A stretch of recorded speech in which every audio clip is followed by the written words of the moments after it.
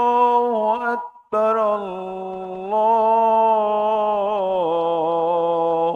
أكبر.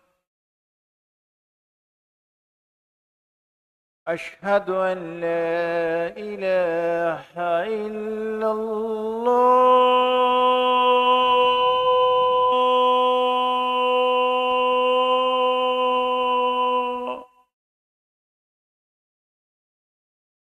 أشهد أن لا إله إلا الله.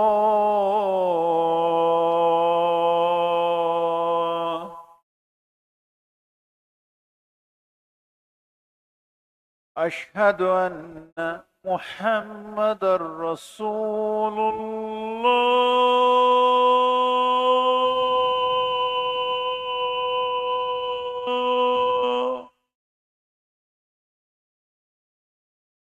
أشهد أن محمد رسول الله.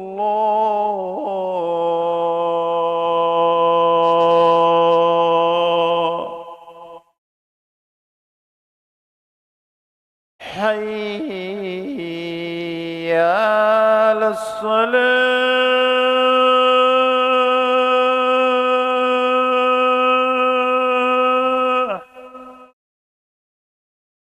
حي على الصلاة.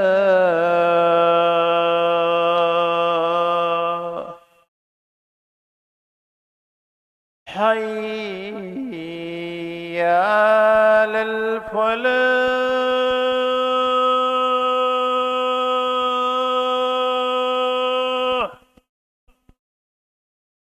حي على الفلاح.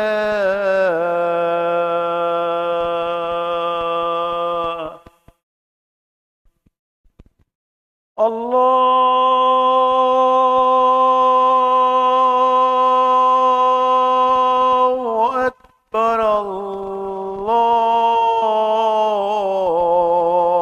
الله أكبر. لا إله إلا الله.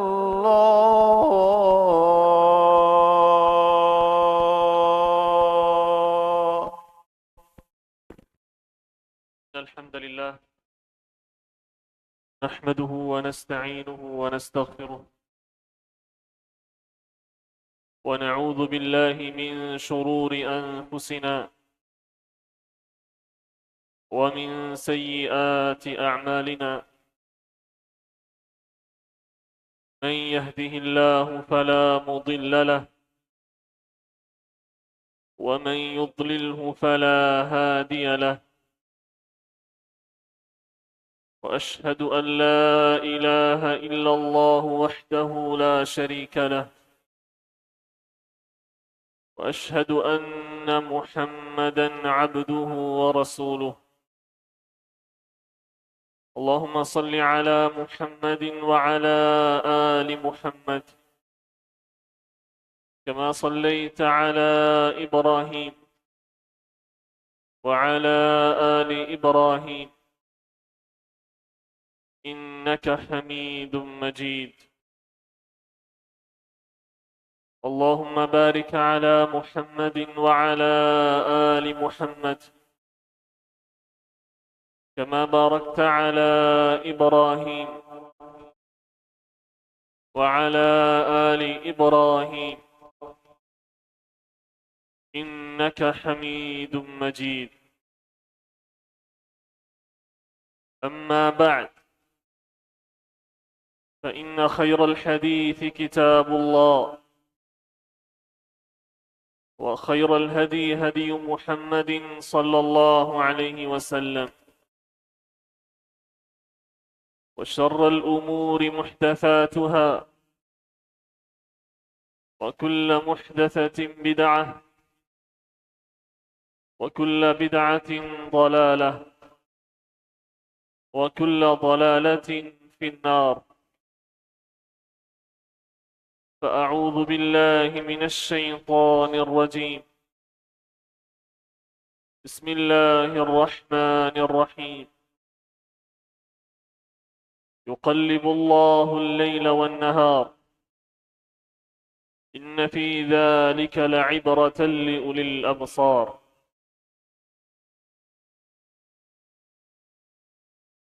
تمام قسم کی تعریفات حمد و ثنا اللہ عز و جل کے لیے ہیں جو کہ ساری کائنات کا خالق، مالک، رازق اور مدبر ہے۔ بحد و حساب درود و سلام نازل ہوں امام کائنات رحمت للعالمین نبی اکرم صلی اللہ علیہ وسلم پر، جنہیں اللہ رب العزت نے کائنات والوں کے لیے ہادی اور رہنما بنا کر بھیجا، اور جو رحمت دو عالم بن کر اس دنیا میں تشریف لائے۔ حمد و صلات کے ان مختصر کلمات کے بعد ہر مومن کا، مسلمان کا یہ مطمع نظر ہونا چاہیے کہ کون سا ایسا وقت، ایسا ٹائم، ایسا موسم، ایسی جگہ، مکان، مقام جو اسے اللہ کے قریب کرنے والا ہو، جس میں اس کے لیے اللہ کو راضی کرنے میں سہولت ہو۔ ایسے ٹائم کو، ایسے موسم کو، ایسے مکان و مقام کو اویل کرنا، یہ ایک مسلمان کی کوشش کے اندر شامل ہونا چاہیے۔ اللہ نے ہر مسلمان کے لیے، ہر مومن کے لیے ہر وقت، ہر لمحے، ہر زمان و مکان کے اندر اپنی قربت کے ذرائع پیدا کیے، اپنی قربت کے وسائل پیدا کیے۔ مومن جب چاہے، جہاں چاہے، جیسے چاہے وہ اللہ کو راضی کر سکتا ہے، اگر وہ اپنے نفس کو منوا لے، اس کو اپنے قابو میں کر لے کہ میں نے اللہ کے قریب ہونا ہے۔ یہ سارے موسم، یہ مکان و زمان، یہ اللہ کی، لیکن خاص کر سلف صالحین رحمہم اللہ وہ سردی کے موسم کو نیکیوں کا موسم کہا کرتے تھے۔ یہ موسم اگرچہ اس میں لا محالہ مشقت ہے، تھوڑی سی جہد اور محنت ہے، لیکن اس میں سہولت ایک ایمان والے کے لیے زیادہ ہے۔ لہذا یہ اللہ کا انعام ہے ایک مومن کے لیے، اس کی نگاہ ہمیشہ اللہ کی قربت پہ ہوتی ہے، اللہ کے تقرب پر ہوتی ہے کہ کیسے میں اللہ کے قریب ہوں۔ ایک عام بندے کے لیے صرف یہ سردی ہے، یہ سرد کر دینے والی سردی ہے۔ ایک مومن کے لیے اس کی راتیں لمبی ہیں، اس کے دن چھوٹے ہیں۔ جیسے ایک بزنس مین، وہ ہر ٹائم میں، ہر وقت میں، ہر ایونٹ میں اپنے بزنس کے بارے میں سوچتا ہے کہ کیسے مجھے اس سے پروفٹ ہو سکتا ہے، یہ حالات میرے بزنس کے لیے، میرے کاروبار کے لیے کیسے موزوں ہو سکتے ہیں۔ اسی طرح ایک مومن جس کا مطمع نظر یہ ہو کہ اللہ کے قریب ہونا ہے، وہ ہر موسم، ہر وقت، ہر مکان و زمان کے بارے میں سوچتا ہے کہ اس میں میرے لیے کتنی خیر ہے اور کیسے میں زیادہ اللہ کے قریب ہو سکتا۔ سردیاں، ان کی راتیں لمبی، ان کے دن چھوٹے ہیں۔ یہ اللہ کی رحمت ہے ایک مومن کے لیے، ایک مسلمان کے لیے، جیسا کہ اللہ کے رسول صلی اللہ علیہ وسلم کی حدیث ہے۔ امام احمد بن حنبل رحمہ اللہ تعالی نے اس کو روایت کیا ہے۔ اللہ کے رسول نے فرمایا الشتاء ربیع المؤمن، یہ سردیاں، موسم سرما، یہ ایک مومن کے لیے بہار ہے۔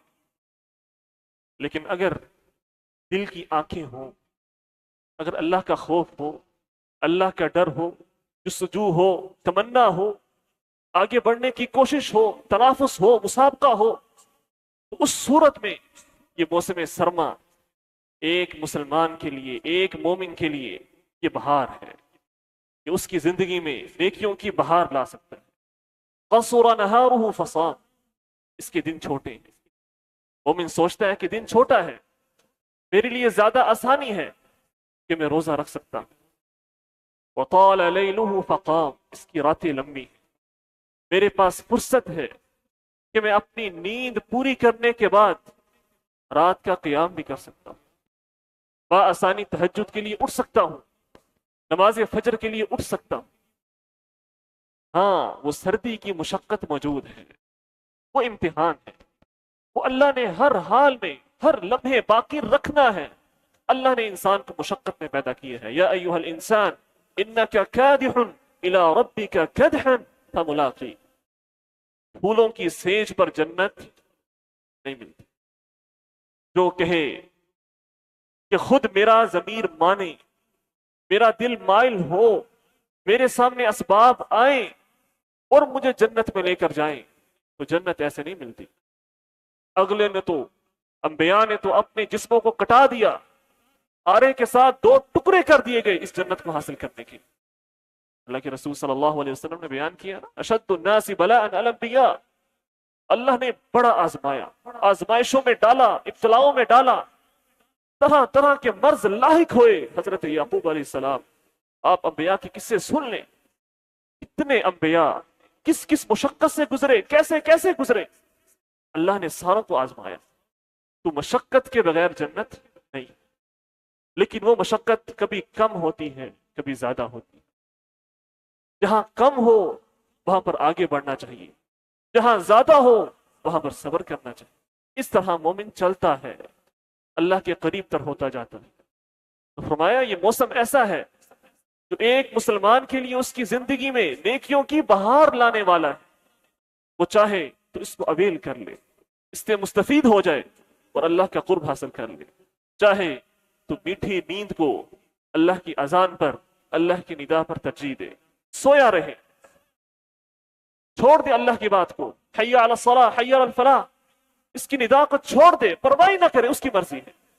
لیکن اس میں آسانی ہے، موسم سرما میں آسانی ہے اس بندے کے لیے کہ جس کی نماز فجر میں تقصیر ہے، کوتاہی ہے۔ اگر وہ چاہتا ہے اپنی کوتاہی کو دور کرے، یہ موسم ہے، کوتاہی دور کر سکتا ہے۔ کہ نماز فجر بہتر ہے، اچھی ہے، مستقل مزاج ہے نمازوں کے اندر، اور وہ چاہتا ہے کہ تہجد پڑھے، تہجد کی عادت پیدا ہو، یہ موسم اس کے لیے موزوں ہے، اپنے آپ کو تہجد کی عادت ڈال سکتا ہے۔ امام عبید بن عمیر رحمہ اللہ تعالی مشہور تابعی ہیں، فرماتے ہیں کان یقال اذا جاء الشتاء، جیسے ہی سردیوں کا موسم داخل ہوتا، سلف صالحین ایک دوسرے سے کہا کرتے تھے یا اہل القرآن طال اللیل لصلاتکم وقصر النہار لصیامکم فاغتنموا، اے اہل قرآن، وہ لوگوں قرآن سے محبت کرنے والوں جن کے دلوں میں قرآن کی محبت ہے۔ ہماری محبت صرف تعویذ کی حد تک کہ محبت کر کے ہم اہل قرآن میں شامل ہو جائیں گے، نہیں۔ یا اہل القرآن قصر النہار لصیامکم، اب دن چھوٹے ہو چکے ہیں، تمہارے روزوں کے لیے روزے رکھو۔ طال اللیل لقیامکم، راتیں لمبی ہو چکی ہیں، قرآن سے محبت ہے، دعویٰ ہے نا کہ قرآن سے محبت ہے، قرآن کے لیے، ایمان کے لیے، رسول کے لیے، اس کی حرمت کے لیے مٹ ملنے کو تیار ہے۔ اٹھو، مجھے بتائیں، اگر یہ رات کی نیند ہمیں اتنی محبوب ہے، اتنی محبوب ہے کہ اللہ کی ندا وہ پیچھے ہے، اللہ کی بات پیچھے ہے، مؤذن حی علی الصلاۃ حی علی الفلاح کہ وہ پیچھے ہے، اور ہماری نیند مقدم ہے، پہلے ہے، آگے ہے، تو ہم نے کون سا اللہ کے راستے میں اور کام کرنا ہے؟ جہاد کرنا ہے، مسلمانوں کی ہیلپ کرنی ہے، مسلمانوں کو مصیبت سے نکالنا ہے، امت کے لیے کام کرنے ہیں، دین کے نظام کے لیے کام کرنے ہیں، کہاں سے کریں گے؟ جو اپنے گھر سے اٹھ کے مسجد تک نہیں جا سکتا، اس نے کہاں مسلمانوں کے لیے، امت کے لیے کام کرنا؟ یہ ترتیب ہے، یہ اپنے نفس سے شروع ہوتی ہے۔ یا ایھا الذین آمنوا قوا انفسکم واہلیکم نارا، اگر اپنی جان کی حفاظت نہ کر سکے، اپنے گھر والوں کی حفاظت نہ کر سکے، تو یاد رکھیں آپ امت کی بھی حفاظت نہیں کر سکتے، امت کے کام بھی نہیں آ سکتے۔ تو یہ اللہ نے ایک فرصت عطا کی ہے ایک مومن کے لیے، لیکن اس کی نظر ہونی چاہیے وہ نظر جو ہر وقت اللہ کے قرب پہ ہو، اللہ کے تقرب پہ ہو، تو وہ نظر اس کے لیے اس موسم میں کئی ایک آسانیاں پیدا کر دیتی، لیکن اس کے ساتھ ساتھ کئی ایک ایسے مسائل ہیں جن کو سمجھنا ضروری ہے، جو کہ موسم سرما کے متعلق۔ سب سے پہلی چیز، موسم سرما ٹھنڈ کا موسم ہے، سردی ہے، پانی ٹھنڈا ہے، تو بعض اوقات دیکھا جاتا ہے کہ ہم وضو میں جلدی کرتے ہیں، پانی کی ٹھنڈک سے بچنے کے لیے وضو میں جلدی کرتے ہیں۔ اللہ کے رسول صلی اللہ علیہ وسلم کی حدیث، حضرت ابو ہریرہ رضی اللہ تعالی عنہ سے حدیث کے راوی، اللہ کے رسول نے فرمایا، اے میرے صحابہ، الا ادلکم علی ما یمحو اللہ بہ الخطایا، کیا میں تمہیں ایسا کام نہ بتلاؤں کہ جس کے ذریعے اللہ پاک گناہوں کو معاف کرتے ہیں، مٹا دیتے ہیں اور درجات کو بلند کرتے ہیں؟ صحابہ نے کہا بلا یا رسول اللہ، کیوں نہیں اللہ کے رسول؟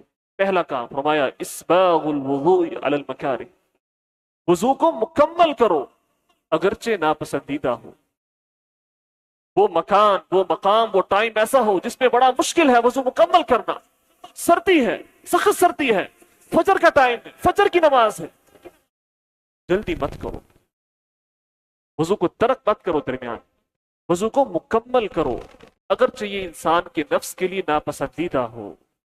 اور جو انسان وضو میں کوتاہی کرتا ہے، اللہ کے رسول صلی اللہ علیہ وسلم کی حدیث ہے، ویل للعقاب من النار، ایسے آدمی کے لیے جو وضو میں کوتاہی کرنے والا ہے یہاں تک کہ اس کی ایڑیاں خشک رہ جاتی ہیں، فرمایا ایسی ایڑیوں کے لیے، ایسے اعضاء کے لیے جو وضو میں خشک رہ جاتے ہیں، ان کے لیے جہنم کی آگ ہے۔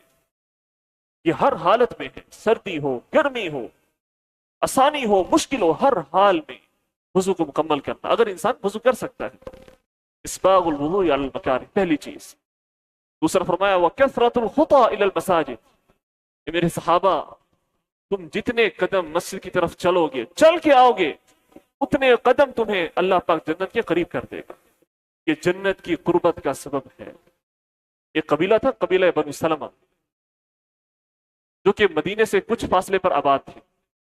انہیں خبر ملی کہ مدینے کے قرب و جوار میں کچھ جگہیں خالی ہو چکی ہیں، کچھ زمین خالی ہو چکی۔ انہوں نے فیصلہ کر لیا کہ ہم اپنے گھروں کو مدینے کے قریب یا مسجد کے قریب منتقل کر لیتے ہیں۔ اس سے سہولت کیا ہوگی کہ ہر وقت اللہ کے رسول صلی اللہ علیہ وسلم کا دیدار نصیب ہوا کرے گا، اللہ کے رسول کا آنا جانا نصیب ہوا کرے گا، اللہ کے رسول کو دیکھنا نصیب ہوا کرے گا۔ تو انہوں نے فیصلہ کر لیا۔ اللہ کے رسول صلی اللہ علیہ وسلم تک یہ بات پہنچی کہ بنو سلمہ چاہتے ہیں کہ وہ بالکل مسجد کے قریب آ جائیں، ان کے گھر مسجد کے قریب ہوں۔ اللہ کے رسول نے ان کو بلایا، فرمایا دیارکم بنی سلمہ، دیارکم بنی سلمہ تکتب آثارکم، اے بنو سلمہ جہاں تمہارے گھر ہیں وہیں پر رہو، اپنے گھروں کو تبدیل مت کرو، مسجد کے قریب آنے کے لیے اپنے گھروں کو مت چھوڑو۔ تو مسجد آ سکتے ہو، تھوڑا سا فاصلہ ہے، لیکن یہ فاصلہ تمہیں اللہ کی جنت کے قریب کرتا ہے۔ تکتب آثارکم، اللہ پاک تمہارے قدموں کے آثار کو بھی لکھتا ہے۔ اللہ اتنا قدردان ہے، انسان چلتا ہے، جو اس کے قدموں سے لگنے والی دھول ہے، جو اس کے آثار ہیں، اللہ پاک وہ بھی لکھتا ہے کہ اس کے قدم یہاں یہاں لگے تھے۔ کیوں لگے تھے؟ میرے لیے۔ کس کے لیے تھے؟ اللہ کے لیے۔ تکتب آثار، تمہارے قدموں کے آثار بھی اللہ پاک لکھتا ہے، لہٰذا وہیں پر ہو۔ تمہیں اس چلنے میں، اس کوشش میں، اس مشقت میں اللہ پاک ثواب عطا کرے گا۔ تیسری چیز فرمائی وانتظار الصلاة بعد الصلاة، اسی طرح وہ چیز جو انسان کے گناہوں کو مٹانے والی ہے، اللہ کی قربت کا ذریعہ ہے، وہ ایک نماز کے بعد دوسری نماز کا انتظار کرنا۔ نماز اللہ سے ملاقات ہے، اللہ سے ہم کلام ہونا ہے۔ جو انسان ایک نماز پڑھنے کے بعد انتظار کرتا ہے کہ دوسری نماز کا وقت کب آئے گا، اور ہمارا حساب الٹ ہے، ہم کہتے ہیں کہ اتنی جلدی، دن چھوٹے ہو گئے ہیں، ابھی تو نماز پڑھی تھی، ابھی ظہر پڑھی ہے، پھر عصر آ گئی ہے، ابھی عصر پڑھی ہے، پھر مغرب آ گئی ہے۔ اہل ایمان کہتے ہیں کہ کب نماز کا وقت ہوگا، کب اللہ سے ہم کلام ہونے کا موقع ملے گا، انتظار کرتے ہیں۔ اس لیے اللہ کے رسول صلی اللہ علیہ وسلم نے فرمایا تھا کہ وَرَجُلٌ قَلْبُهُ مُعَلَّقٌ بِالْمَسَاجِدِ ایسا بندہ جس کا دل ہر وقت مسجد کے ساتھ اٹکا ہوتا ہے، ہر وقت اس کا ہم و غم، اس کی فکر، اس کی سوچ یہ ہوتی ہے کہ ہائے مسجد کا قرب نصیب، مسجد میں نماز پڑھنا، نماز کے بعد بیٹھنا، ذکر کرنا۔ وہ مسجد کا ماحول بڑا پسند کرتا ہے، مسجد میں آنے کو پسند کرتا ہے، اس کا دل مسجد کے ساتھ اٹک چکا ہے، معلق ہو چکا ہے، لگ چکا ہے۔ فرمایا ایسا آدمی کل قیامت کے دن جب اللہ کی بارگاہ میں پیش ہوگا، اللہ پاک اس کو اپنے عرش کا سایہ نصیب فرمائے گا۔ اسے مجھ سے محبت تھی، میرے گھر سے محبت تھی، اپنے گھر کو چھوڑ کے، اپنے بچوں کو چھوڑ کے میرے پاس آیا کرتا تھا، جو اپنا ٹائم ہے، قیمتی وقت ہے، وہ نکالا کرتا تھا، اور ایک نماز کے بعد انتظار کرتا تھا کب اذان، کب ندا ہو اور مجھے دوبارہ مسجد کی زیارت نصیب ہو۔ یہ مسجد سے محبت یہ بہت بڑی ایمان کی علامت ہے۔ اپنے اندر اس مسجد سے محبت پیدا کریں۔ جب بھی کہیں جگہ لینی ہو، ہم دیکھتے ہیں کہ جو پلاٹ ہم خرید رہے ہیں اس کے قرب و جوار میں کون سا بڑا روڈ ہے یا کون سی مارکیٹ ہے، لینڈ مارک کیا ہے، تاکہ ہمارے پلاٹ کی قیمت بڑھے۔ لیکن ساتھ یہ بھی غور کیا کریں کہ قریب مسجد کون سی ہے، کتنے قریب ہے، کہ ایسا تو نہیں کہ اگر میں یہاں پر گھر بنا لوں، مسجد اتنا دور ہو کہ میرے لیے اور میرے بچوں کے لیے 5 وقت با جماعت نماز ادا کرنا مشکل ہو جائے۔ یہ بھی مد نظر ہونا چاہیے کہ نماز کا انتظار، مسجد سے محبت، مسجد میں بیٹھنا، یہ اللہ کو قریب کرنے کے ذرائع میں سے۔ اللہ کے رسول صلی اللہ علیہ وسلم کی حدیث ہے، انسان جتنی مشقت کرے گا، اللہ کے راستے میں جتنی محنت کرے گا، اللہ قدردان ہے، اللہ انسان کی محنت کی قدر کرنے والا ہے۔ ایک ذرہ بھی اگر انسان اللہ کے راستے میں دیتا ہے، اللہ دگنا کر کے واپس لوٹاتا ہے۔ من ذا الذی یقرض اللہ قرضا حسنا، کچھ اللہ کے راستے میں دو تو صحیح، کوئی محنت لگاؤ تو صحیح، کوئی قدم بڑھاؤ تو صحیح۔ ایک قدم بڑھاؤ گے، اللہ پاک 10 قدم چل کے آئے گا، لیکن کچھ لگانا پڑتا ہے۔ والذین جاہدوا فینا لنہدینہم سبلنا، خود پہلے اٹھنا پڑے گا، نفس کو دبانا پڑے گا، آگے بڑھنا پڑے گا۔ حضرت عائشہ رضی اللہ تعالی عنہ سے روایت ہے، فرماتی ہیں اللہ کے رسول نے ارشاد فرمایا، ان لک من الاجر علی قدر نصبک، جتنی تیری محنت ہوگی، جتنی تیری مشقت ہوگی، جتنا جہد ہوگا، اتنا اللہ پاک تجھے اجر عطا فرمائے گا۔ اجر میں 2 چیزیں ہیں، یاد رکھیں۔ ایک ہے اخلاص، جو انسان کے ذرے کو پہاڑ بنا دیتا ہے۔ وہ انسان پھر ایک مٹھی جو اللہ کے راستے میں خرچ کرتا ہے، ایک مٹھی گندم، آدھی کھجور اللہ کے راستے میں خرچ کرتا ہے، اللہ پاک اسے بہت پہاڑ بنا دیتا ہے۔ اسے اخلاص ہوتا ہے۔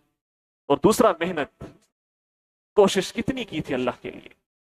شاید وہ اللہ کے راستے میں بہت زیادہ خرچ نہ کر سکی، لیکن کوشش تھی، محنت تھی، تڑپ تھی، لگن تھی، اخلاص تھا کہ اللہ مجھے موقع دے، اللہ مجھے فرصت ملے، اللہ میں چاہتا ہوں کہ تیرے دین کے لیے ٹائم نکالوں۔ ہر وقت اس کی یہ تڑپ باقی رہتی ہے، کچھ کوشش کرتا رہتا ہے، ہاتھ پیر مارتا رہتا ہے، گھر نہیں بیٹھتا۔ ان لک من الاجر علی قدر نصبک، جتنی محنت ہوگی، جتنی کوشش ہوگی، اللہ پاک اس کے مطابق اجر عطا فرمائے۔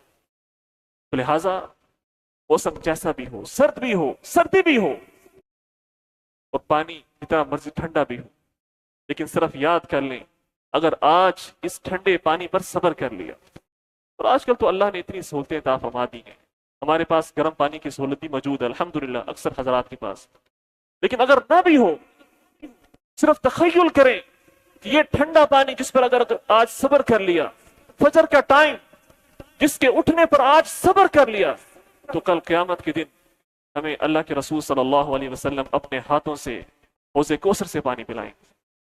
اس حوض کوثر کے پانی کو یاد کر لیں، ان نرم ہتھیلیوں کو یاد کر لیں جن ہتھیلیوں سے ہم نے اللہ کے رسول صلی اللہ علیہ وسلم سے پانی پینا ہے۔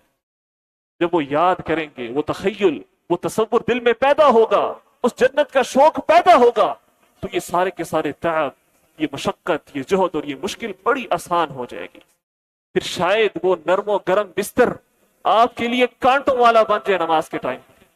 اس کے لیے جہد چاہیے، محنت چاہیے، آپ کو نیند نہیں آئے گی۔ صحابہ کے بارے میں جو اللہ نے قرآن مجید میں بیان کیا ہے نا، کہ ان کے پہلو اپنے بستروں سے الگ ہو جاتے ہیں، ہم کو نیند نہیں آتی رات کو۔ وہ کہتے ہیں کہ اللہ پاک آسمان دنیا پر نزول کر چکا ہے، هل من مستغفر فأغفر له هل من تائب فأتوب عليه هل من سائل فأجيب له. ہے کوئی سوال کرنے والا؟ رات کے آخری پہر اللہ پاک آسمان دنیا پر موجود ہے اور سوال کر رہے ہیں کہ ہے کوئی سائل، ہے کوئی مانگنے والا، ہے کوئی طلب کرنے والا کہ میں اس کو عطا کروں، کوئی توبہ کرنے والا اس کی توبہ کو قبول کروں. تو مجھے بتائیں جس کے دل میں پختہ تصور ہوگا، ایمان پختہ ہوگا کہ اس وقت اللہ رب العزت آسمان دنیا پر موجود ہے، اسے نیند آئے گی؟ بستر کو چھوڑ دے گا، وہ اللہ کے سامنے کھڑا ہوگا، روئے گا، گڑ گڑائے گا، اپنے گناہوں کی معافی مانگے گا. لیکن مشقت کے باوجود، محنت کے باوجود اللہ نے دین میں بڑی آسانیاں پیدا کی. بعض چیزیں ایسی ہیں خود ہم نے اپنے اوپر مشقت والی ڈال لی، محنت والی ڈال لی، جو اللہ نے نہیں ڈالی. اللہ نے آسانیاں پیدا کی ہیں، سہولتیں پیدا کی. سب سے پہلی سہولت، اگر کسی کے لیے مشکل ہے کہ وہ 3 دفعہ وضو میں اپنے اعضاء کو دھوئے، اللہ کے رسول نے آسانی پیدا کر دی کہ تم ایک دفعہ بھی اپنے ہر عضو کو دھو سکتے ہو. ایک دفعہ اپنے چہرے کو دھو سکتے ہو، اپنے ہاتھوں کو دھو سکتے ہو، اپنے قدموں کو دھو سکتے ہو. یہ بھی وضو کافی ہے، لیکن مکمل ہونا چاہیے. کوئی عضو آپ کا خشک نہیں رہنا چاہیے. اللہ کے رسول صلی اللہ علیہ وسلم سے مروی ہے انہ توضأ رسول اللہ صلی اللہ علیہ وسلم مرہ. اللہ کے رسول صلی اللہ علیہ وسلم نے ایک دفعہ وضو کیا اور اپنے ہر عضو کو ایک مرتبہ دھویا. یہ بھی اللہ کے رسول صلی اللہ علیہ وسلم کی سنت سے ثابت ہے. اسی طرح اگر سخت سردی ہے، اتنی سردی ہے کہ انسان کو ڈر ہے کہ اگر میں نے وضو کیا یا غسل کیا تو میں بیمار ہو سکتا ہوں یا ہلاک ہو سکتا ہوں یا مجھے کوئی مرض لاحق ہو سکتا ہے، تو ایسی صورت میں شریعت نے ہمارے لیے آسانی پیدا کی ہے کہ ہم تیمم بھی کر سکتے ہیں. بعض ایسے علاقے جو بڑے سرد ہیں، کشمیر والی سائڈ ہو گئی، مری والی سائڈ ہو گئی، پہاڑی علاقے جہاں بڑی سخت سردی پڑتی ہے، تو وہاں پر اگر ان کے پاس پانی گرم کرنے کے وسائل موجود نہیں ہیں اور پانی اتنا ٹھنڈا ہے کہ نقصان پہنچنے کا خدشہ لاحق ہو سکتا ہے، تو اس صورت میں شریعت نے آسانی پیدا کی ہے. پتہ ہونا چاہیے کہ اللہ نے ہمارے لیے آسانی رکھی ہے کہ اگر ہم چاہیں تو تیمم بھی کر سکتے ہیں. وہ تیمم ہمارے وضو کے لیے اور ہمارے غسل کے لیے کافی ہوگا. حضرت عمر بن عاص رضی اللہ تعالیٰ عنہ فرماتے ہیں، صحیح بخاری کی روایت ہے کہ ہم ایک غزوے کے اندر شریک تھے، تو ایک رات مجھ پر غسل واجب ہو گیا. فرماتے ہیں کہ مجھے ڈر پیدا ہوا کہ اگر آج رات میں نے غسل کیا تو میں ہلاک ہو جاؤں. تو کہتے ہیں کہ میں نے غور و فکر کیا، اجتہاد کیا اور تیمم کر لیا، غسل نہیں کی. اور اس کے بعد میں نے اپنے ساتھیوں کو نماز پڑھائی.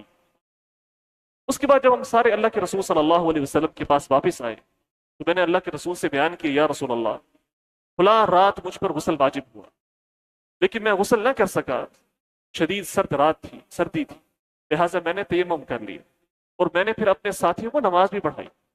اللہ کے رسول صلی اللہ علیہ وسلم ہنسنا شروع ہو گیا. فرمایا، یا عمر صلیت اصحابک وانت جنب، نے کس حالت میں اپنے ساتھیوں کو نماز پڑھا دی؟ کہتے ہیں، یا رسول اللہ، اللہ تعالیٰ کا ارشاد ہے، وَلَا تُلْقُوا بِأَيْدِيكُمْ إِلَى التَّهْلُكَةِ، اپنی جانوں کو ہلاکت میں مت ڈالو. اگر میں اس رات غسل کرتا تو شاید ہلاک ہو جاتا یا مجھے کوئی مرض لاحق ہو جاتا. فضحك رسول اللہ صلی اللہ علیہ وسلم ولم يقل شيئا، اللہ کے رسول صلی اللہ علیہ وسلم ہنسنا شروع کر دیتے اور کچھ بھی نہیں کہا. گویا کہ اللہ کے رسول نے ان کی بات کو ثابت رکھا، قائم رکھا کہ تمہارا کام وہ درست تھا، تمہاری بات درست ہے کہ اگر انسان پر ایسی حالت آ جائے، سخت سردی ہو یا کوئی بیماری ہو، انسان وضو نہیں کر سکتا، غسل نہیں کر سکتا، شریعت نے آسانی رکھی ہے کہ انسان تیمم کر سکتا ہے.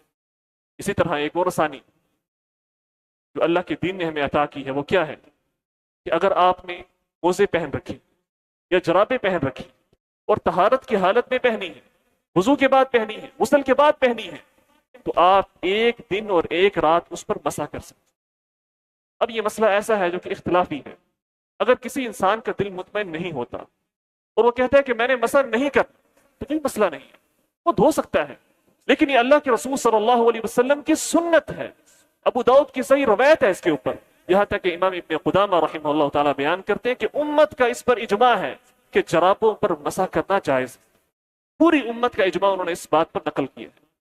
اور ابو داؤد کی روایت موجود ہے، اللہ کے رسول صلی اللہ علیہ وسلم نے ایک لشکر کو بھیجا اور وہ لشکر جہاد کرنے جاتا ہے اور وہاں پر سردی ہوتی ہے اور سارے کے سارے بیمار ہو جاتے ہیں. جب واپس اللہ کے رسول صلی اللہ علیہ وسلم کے پاس آتے ہیں، اللہ کے رسول نے فرمایا کہ تم لوگ اپنی جرابوں پر مسح کر لیتے، اپنے موزوں پر مسح کر لیتے اور اپنی پگڑیوں پر مسح کر لیتے. اللہ کے رسول صلی اللہ علیہ وسلم نے ان کے لیے سہولت بیان کی کہ جہاں پر اللہ نے سہولت رکھی ہے وہاں پر اس سہولت کو اختیار کرو، یہ بھی اللہ کا دین ہے. بلکہ اللہ کے رسول صلی اللہ علیہ وسلم کے بارے میں آتا ہے، خود فرماتے ہیں کہ اگر اللہ نے مجھے دو چیزوں میں سے ایک چیز میں آسانی عطا کی ہے تو میں آسانی والی چیز کو اختیار کرتا ہوں. یہ اللہ کے رسول صلی اللہ علیہ وسلم کی سنت ہے. صحابہ نے یہ سنت بیان کی، اس پر عمل کیا. تو لہٰذا جو آسانیاں ہیں وہ آسانیاں اویل کرنی چاہیے. لیکن اس کے باوجود اگر مشقت باقی ہے، کچھ نہ کچھ مشقت ہے، تو اس پر صبر کرنا پڑے گا. اجر اللہ نے مشقت کے ساتھ رکھا ہے. اللہ پاک ہم سب کو عمل کرنے کی توفیق عطا فرمائے. وآخر دعوانا ان الحمد للہ رب العالمین.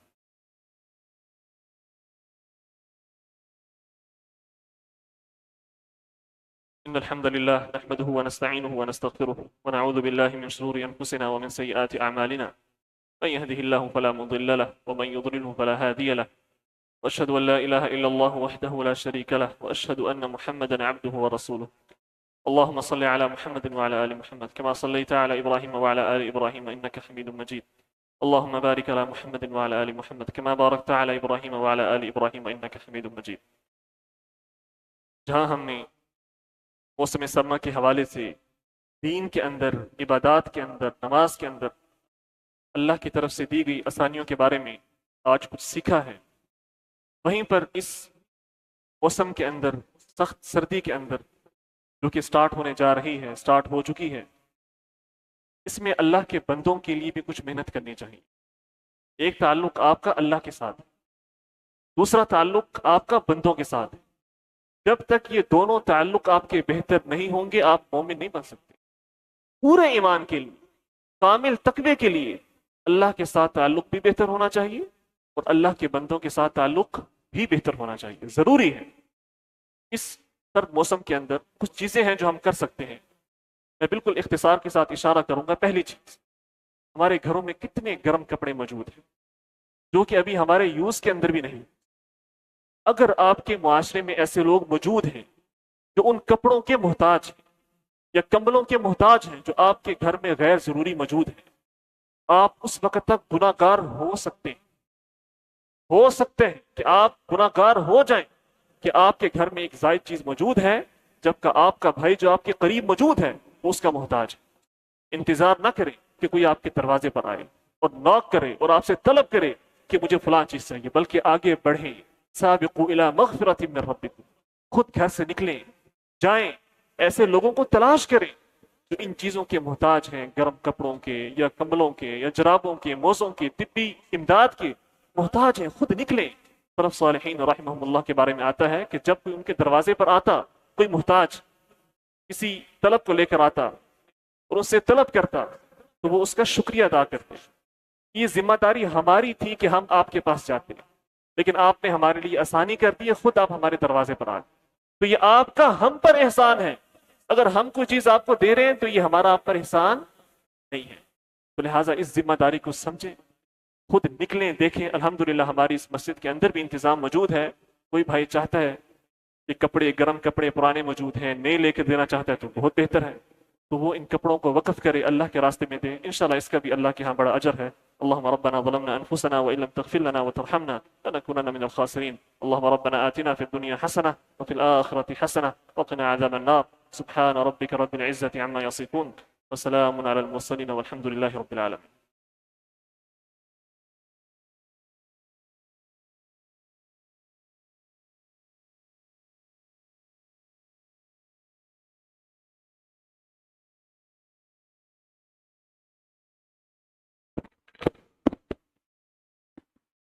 الله أكبر الله أكبر. أشهد أن لا إله إلا الله. أشهد أن محمد رسول الله. حي على الصلاة، حي على الفلاح. قد قامت الصلاة، قد قامت الصلاة.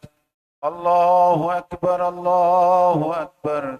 لا إله إلا الله.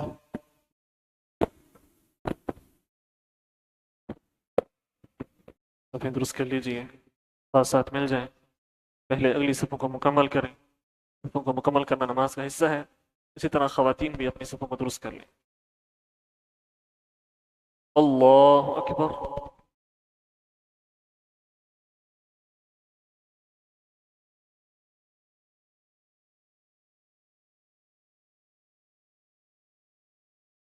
الحمد لله رب العالمين الرحمن الرحيم مالك يوم الدين إياك نعبد وإياك نستعين اهدنا الصراط المستقيم صراط الذين أنعمت عليهم غير المغضوب عليهم ولا الضالين آمين۔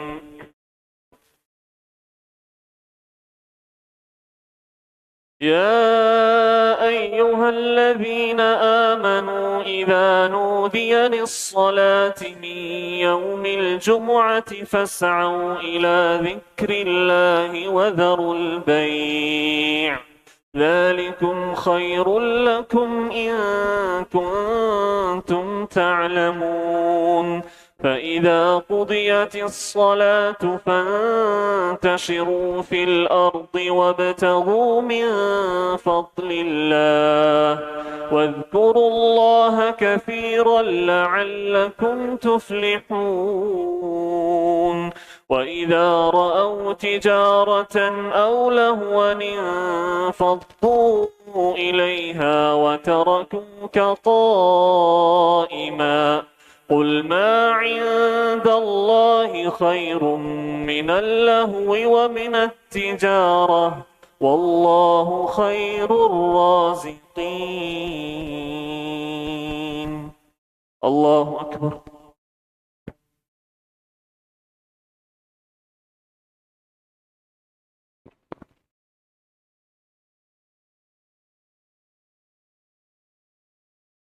سمع الله لمن حمده۔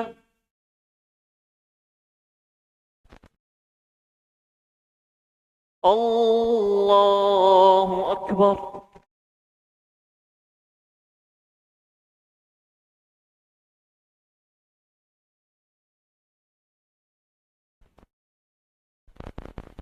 الله أكبر۔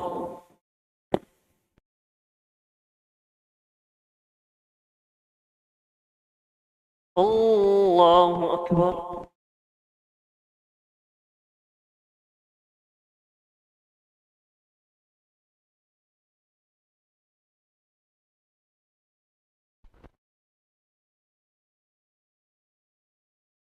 الله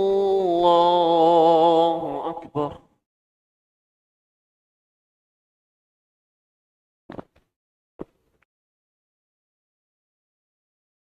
الحمد لله رب العالمين الرحمن الرحيم مالك يوم الدين إياك نعبد وإياك نستعين اهدنا الصراط المستقيم صراط الذين أنعمت عليهم غير المغضوب عليهم ولا الضالين آمين۔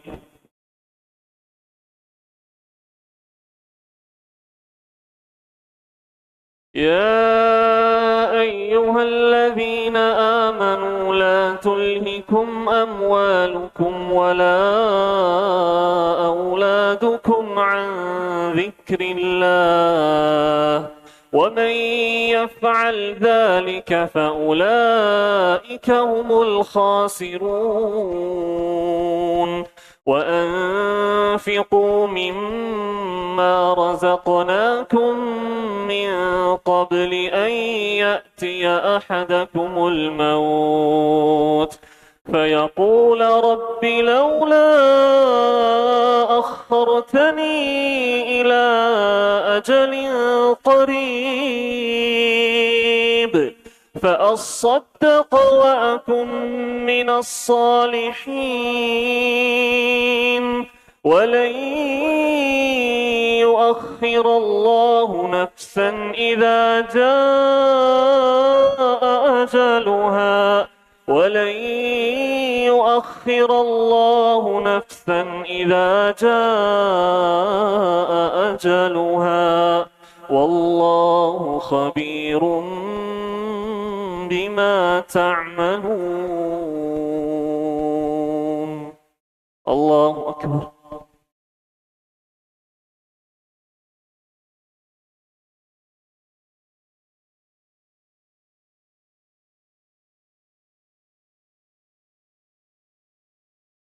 سمع الله لمن حمده.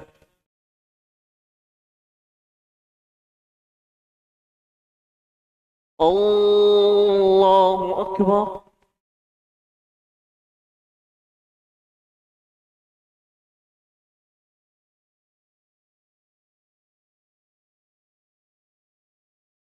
الله أكبر.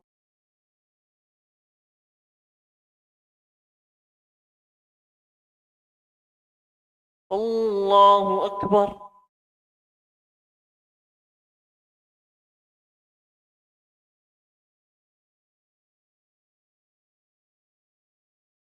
الله أكبر.